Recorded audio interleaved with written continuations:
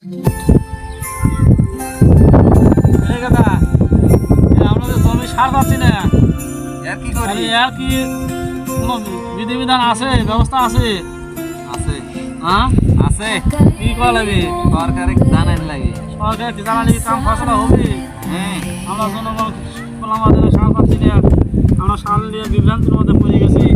আমরা আমার কথা কিভাবে করবো, একটা বিধিবিধান করা লাগবে। সার কি করবে? সার দিয়ে ধরুন আমার কবলা আবাদ, না না, সার তো আর দেওয়া লাগে না। সার ছাড়া আবাদ হয়? আরে ভাই, সার ছাড়া আবাদ হয় না। সার ছাড়া আবাদ হয়? সার দেওয়ার আগে জমি আবাদ করলে আগে সার প্রয়োজন। আচ্ছা, আপনি সার নাই ধরে নিছেন তাই না? হ্যাঁ, হ্যাঁ। কয় কেজি পাইছে? 5 কেজি। 10 কেজি পাইছি। 10 কেজি আপনি স্প্রে কইতেন গা?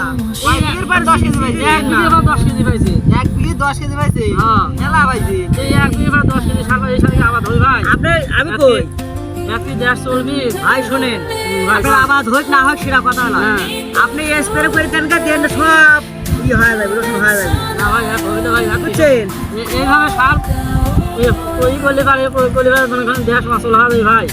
আমরা সারে একটা 1700 টাকা বস্তা, 1700 টাকা বস্তা। শোনা যাচ্ছে 1800, 2000, 2600 টাকা পর্যন্ত বস্তা বলে। হ্যাঁ ওখানে ওই টিএসপি ইউরিয়া, টিএসপি পটাশ দেব, আর ইউরিয়াটার একটু দাম কম। আপনার হচ্ছে 1 বিঘে জমি আবাদ করতে কয় বস্তা সার লাগবে? 1 বিঘা আবাদ করতে 4 বস্তা সার লাগবে। তাহলে 4 বস্তা 4 বস্তার কাছে খালি মাত্র 5 কেজি দিছে। ধন্যবাদ, ধন্যবাদ, আর লাগে না। আপনি মনে করেন যে আর তো দরকার নাই, আপনি মনে করেন যে আবার 4 বস্তা সেটি দিচ্ছে 10 কেজি। তাহলে আমরা আবাদ কিভাবে করবো আমরা? হ্যাঁ? তাও আবার দাম নিচ্ছে ফাটাই নিয়ে। আরে ভাই শুনেন, যে সার প্রয়োজন বেশি, ড্যাপ টিএসপির দরকার বেশি, সেইগুলো না দিয়ে দিচ্ছে ইউরিয়া।